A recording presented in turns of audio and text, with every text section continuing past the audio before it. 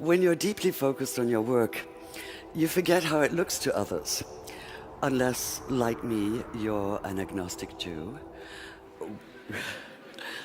What you're deeply focused on is Islam, and you've just finished writing a biography of Muhammad. And your audience might be just a little bit nervous.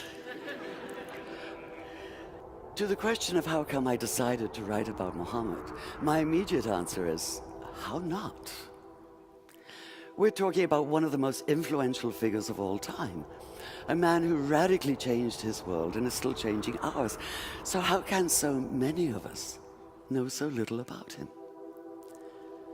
How come just the idea of writing about him seems to be fraught with tension?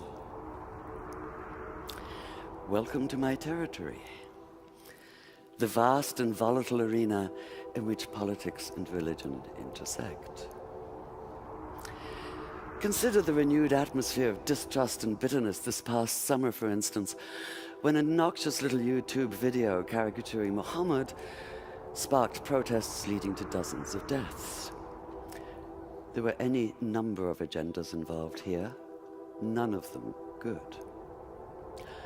That of the small-minded bigots who made the video in the first place. Small-minded bigots being a redundant phrase, if ever there was one. Of the Saudi-financed TV station in Cairo that picked it up and made a big show of it, thus ensuring that while maybe 30 people had seen it before, now millions would. Of the once reputable news magazine, trying to revive its fading readership by implying that all Muslims worldwide were rioting in the streets, as opposed to a few hundred extremists and often just a few dozen. It's amazing what you can do by cropping a photograph. And the usual American Islamophobes, putting up crude us and them posters in the New York and DC subways. So many people jumping on the bandwagon. But where was Muhammad himself in all this? Where was the man who listened to the Quran telling him, and by extension all Muslims, to pay no attention to taunts and mockery? Ignore them, it keeps saying. Let them be. Turn your face away. Or in the words of Jesus, turn the other cheek. While Muhammad has certainly been distorted by his detractors, he sometimes seems to have been equally distorted by the loudest of his self-proclaimed defenders, which makes it all the more urgent that we know who he really was.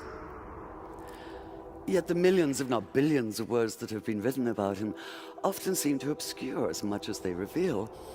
The more of them I plowed through, the more it felt as though he were being weighed down by the sheer accumulated mass of them. What I wanted was a real feel for the man himself.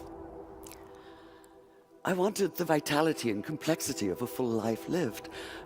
I wanted, in short, to see Muhammad whole.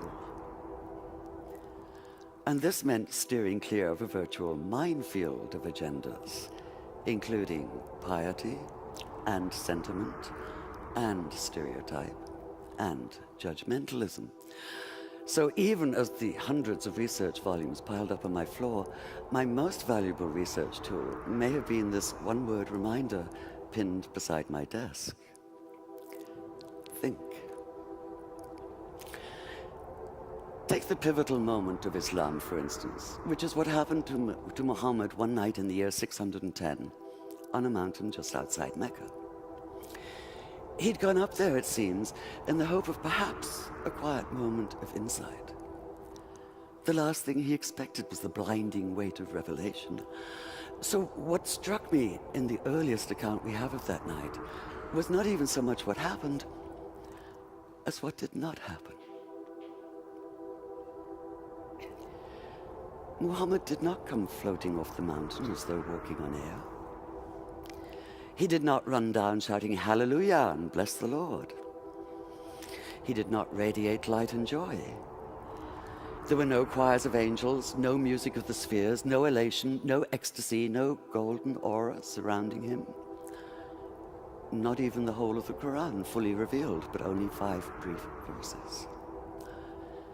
In short, he did none of the things that might make it easy to cry foul, to put down the whole account as an invention, a cover for something as mundane as personal ambition. Quite the opposite.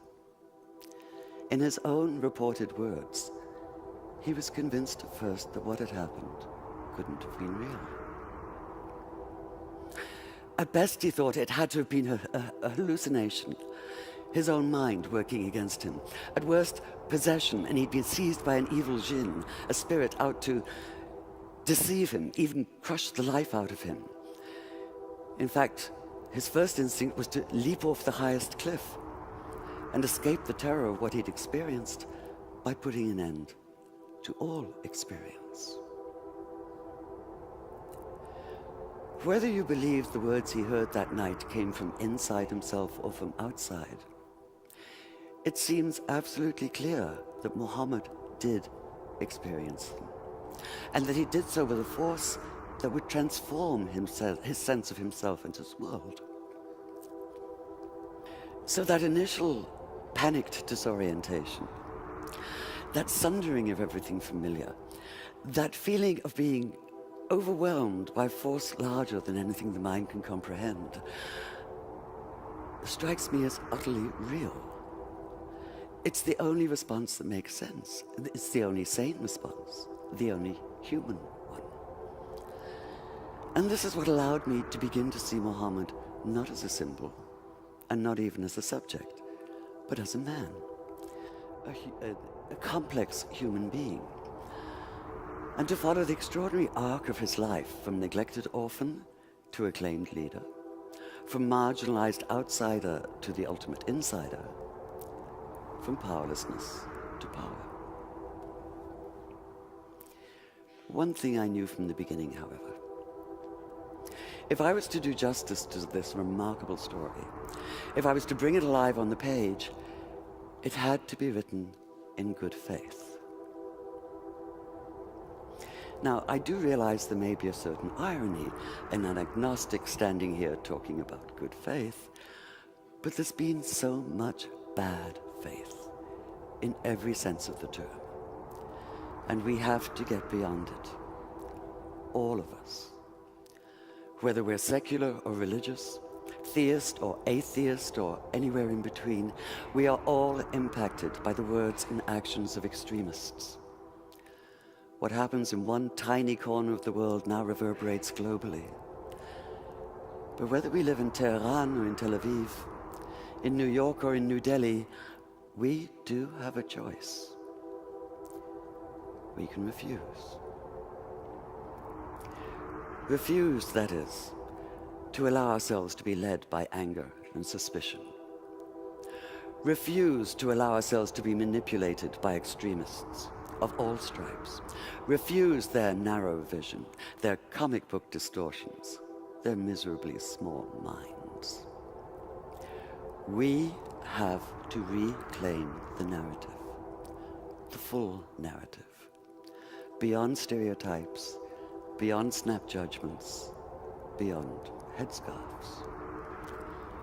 Just as we need to see Muhammad whole, so we need to start seeing each other whole, in good faith. Thank you.